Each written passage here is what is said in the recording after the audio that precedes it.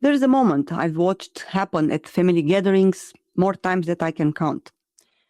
The teenager walks in, they are fine, relaxed, comfortable themselves, and then within 20 minutes, something shifts.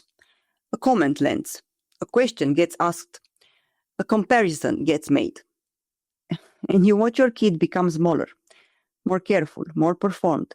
They laugh at the right moments, they answer the questions they're asked, but somewhere behind their eyes, they've gone somewhere else.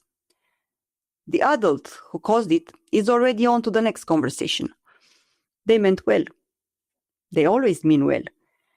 And the parent, maybe you, maybe me, watched it happen and said nothing. Because the family peace felt more fragile than the moment. Because there was no script ready. Because by the time the words came, the moment had passed. This episode is about that gap. The 20 minutes before you walk in the door and the 2 hours you spend inside. Before and during. The field operations. We love our extended family, but we don't always love what they say. And for too long, we've been walking into those gatherings, hoping for the best, instead of preparing for what we already know is coming. That ends today.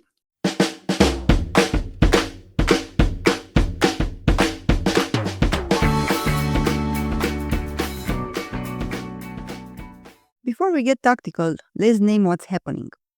Extended family operates with a kind of assumed permission that almost no other relationship has.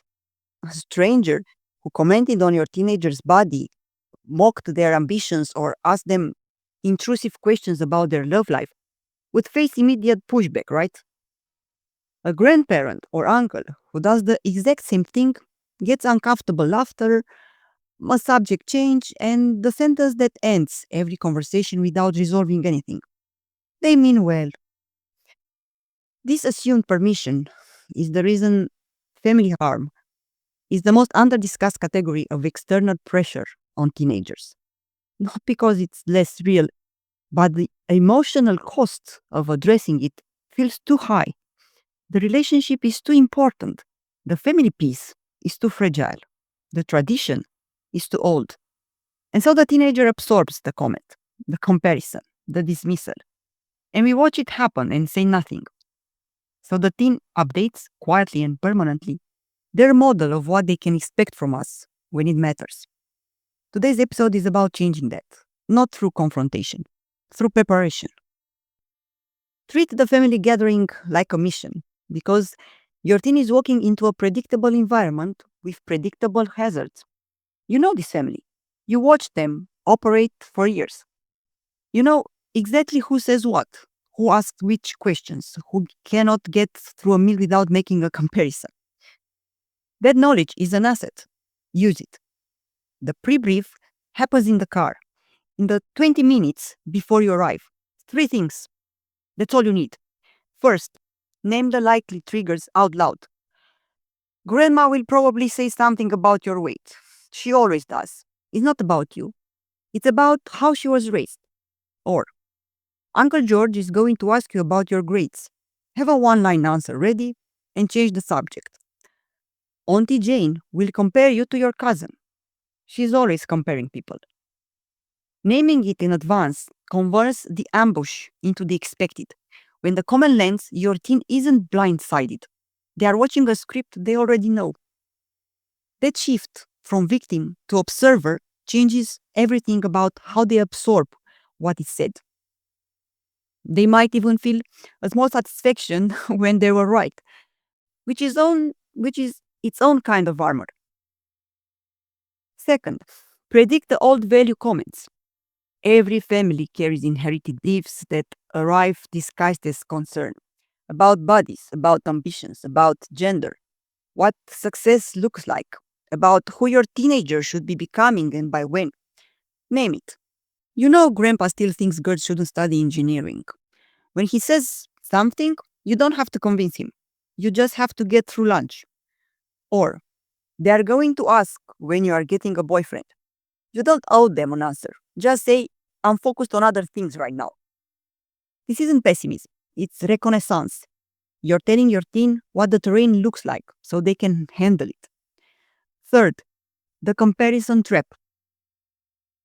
This one deserves its own moment because it's the most common and most insidious.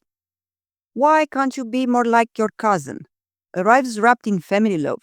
It sounds like observation, but it lands like a verdict. And it works because it's comparative. It doesn't just criticize your teen, it holds someone else up as the standard they are failing to meet. Prepare for it specifically. Not just they might compare you, but here's what that comparison misses about you entirely. And then name something specific that the comparison will never capture. Your cousin is very good at the things they measure easily. You are building something harder to see right now. There's not a flaw. That's a different timeline. The teen who walks into a gathering having just been reminded of their specific actual value by the person who knows them best is not the same teen as the one who gets ambushed by the comparison at the family picnic. And one more thing, before you get out of the car, tell them this. You are allowed to step back from any hug or touch you don't want, even from grandparents if you don't feel like it. You can offer your hand instead. You don't have to explain yourself. I will back you up. Most teenagers have never been told this explicitly, that they have the right to decide what happens to their body, even with family, even at Christmas, even when someone's feelings might be hurt. Saying it out loud before you walk in changes what's available to them in the moment. It's advanced permission, and it costs you nothing to give it. If this is landing for you, hit like and subscribe. Takes 2 seconds, help more parents find this, and you won't miss what's coming next. Now, during the gathering, you cannot be everywhere in the house. And sometimes, honestly, your intervention makes it worse.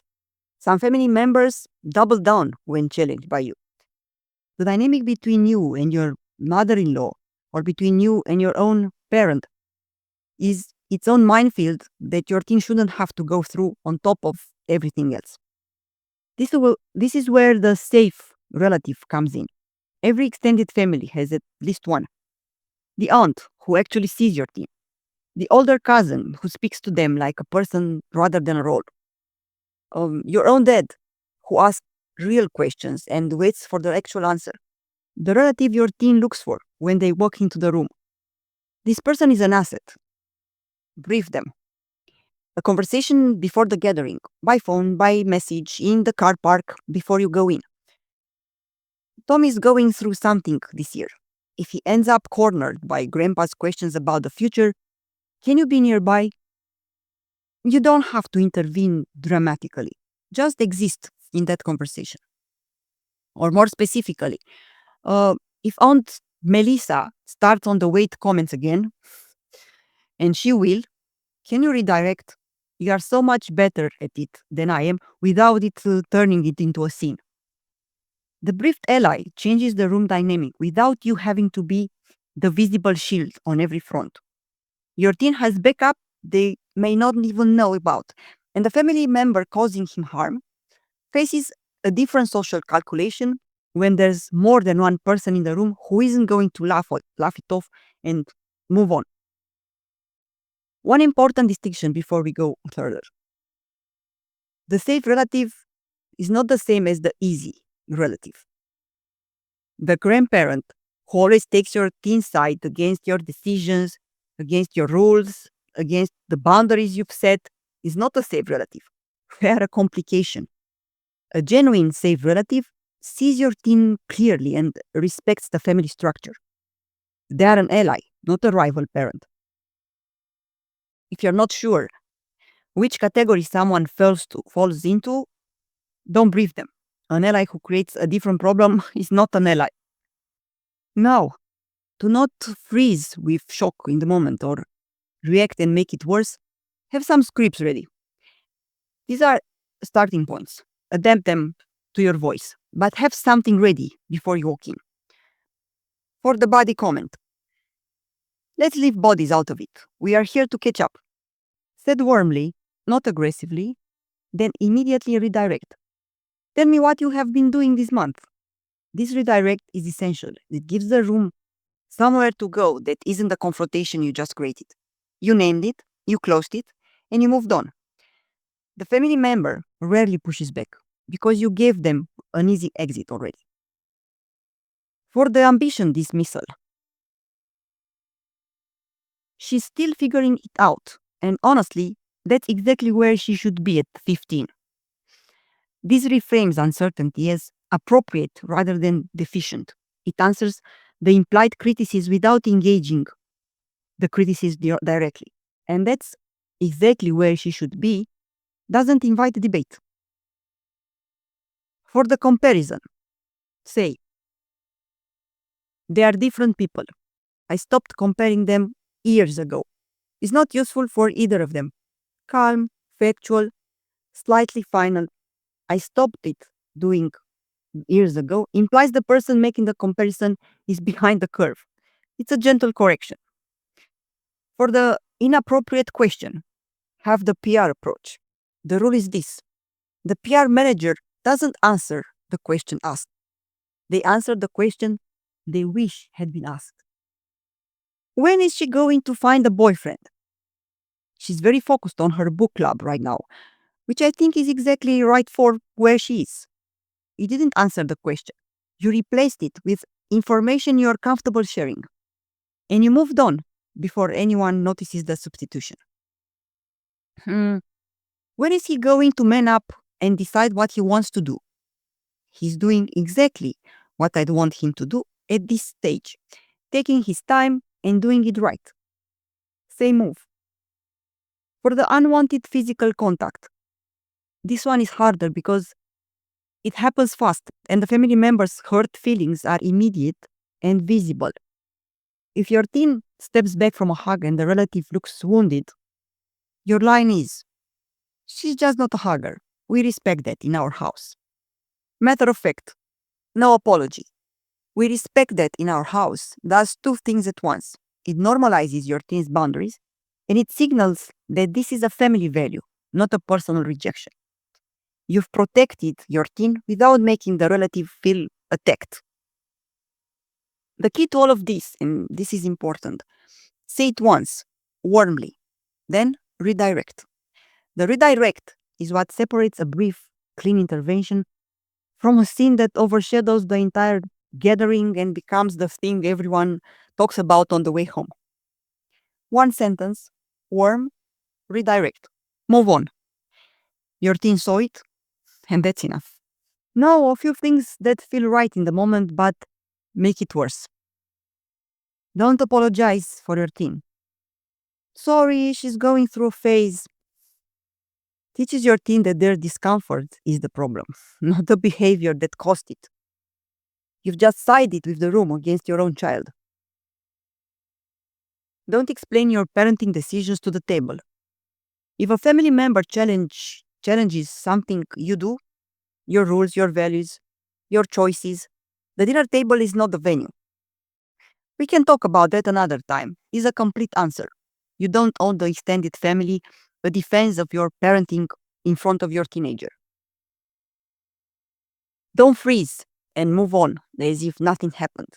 The comment was heard, your teen felt it. Moving on without any acknowledgement, even a look, even a hand on the shoulder, tells your teen that you didn't see it or that you saw it and chose the family peace over them. Don't over-intervene either. There is a version of protection that becomes its own problem. The parent who jumps in so fast and so frequently that the teen ends up managing the scene their parent created rather than the original comment. Read the room. Sometimes the quiet redirect is the right call. Sometimes a look across the table is enough. And some comments can be responded by your teen as you previously briefed them. Okay, the gathering is over. Now is the car ride home. Ask your teen to rate the gathering. On a scale of 1 to 10, how was that? Whatever they say, follow with two questions. What was the worst moment? And was there anything that was actually okay? The first question gives them permission to name what landed without you having to guess. The second Stop the gathering from collapsing entirely into the bad movements, which is what memory tends to do when we don't intervene. And then, and this is important, how did you handle it? Not as assessment, as a way of building self-confidence. Because over time, with the pre-briefs, the safe relative in the room, the scripts you've given them, your teen will start handling things themselves. They'll have their own version of the redirect, their own way of stepping back from the hug, their own one-liner for the comparison. The debrief is where you find out that's happening and where you tell them specifically that you saw it. The way you handle what Uncle George said, that was exactly right. That sentence matters more than almost anything else you could say on the way home. So, we can't choose our family. We can't control what they believe, what they say, or which decade their values belong to. But we can control the 20 minutes in the car before we arrive. We can control whether our teen walks into that house prepared or ambushed, alone or with backup. The family gathering isn't going to change. The relatives aren't going to wake up different. The comments are coming, and we already know which ones. What changes is what our teen has available to them when those comments land. A framework, a script, an ally in the room, and a parent who saw what happened and didn't look away. Next time, our teen is packing a bag and heading somewhere without us. A friend's house, or a trip where we won't be there to smooth anything over. What do they actually know about functioning in someone else's home? We are talking about what to teach our teens before they walk out the door. The etiquette, the social skills that determine whether they come home having grown or having burned a bridge.